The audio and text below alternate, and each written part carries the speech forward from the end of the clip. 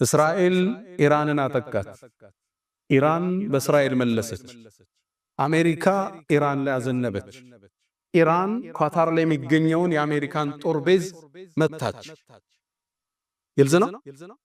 እንደተመታም ትራምፕ ቀድማችሁ ስለነገራችሁም ብሎ ኢራንን አመሰገነ።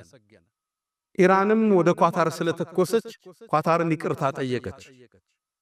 እስራኤልም ኳታር ለሰላሙ መደራደር እጅ ስለነበራት አመሰገነች። ኳታር ደግሞ ኢራንንም አመሰገነች። ገብቷችኋል?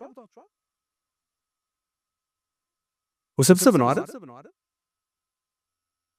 የፖለቲካን ቁማር እንኳን መረዳታል እንኳን የአርራህማንን ጥልቅ ጥበብ የሰረገ ዕውቀት የፍጥረት ዓለሙ ንጉስ ካልነበርንበት ያስገኘን ሁወ ሙብዲኡል ሙዒድ ነው የሚለው እዚሁ ሱራ ላይ የነገራቶች ፈጣሪ እሱ ነው። ካልነበረበት ሙብዲኡል ሙዒድ የሚመልሰው እሱ የፈጠረን እሱ ነው። ሙተን ይመልሰናል። ቀን ይጓዛል፣ ነገ አዲስ ቀን ያመጣል፣ ይመልሰዋል።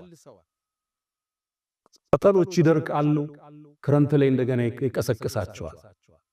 ዕውቀቱ የረቀቀ ጥበቡ የገዘፈ በሁሉም ነገር ቻይ አላሁ ጀለ ፊዑላ።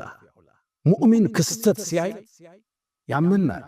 እንቅልፍ እያጣን ያማል። ያ ረብ ለምን የሆነ እኮ እንላለን። ግን ደግሞ በረቀቀ ዕውቀቱ ስር በጥልቅ እይታው ስር እንዳለ ደግሞ እናመን። ወይ አጉድለን እየቆነጠጠን ነው፣ አሊያም ሊያበረታን ሊያጠነክረን ነው፣ ሊያንጸን ሊቀሰቅሰን አስቧል።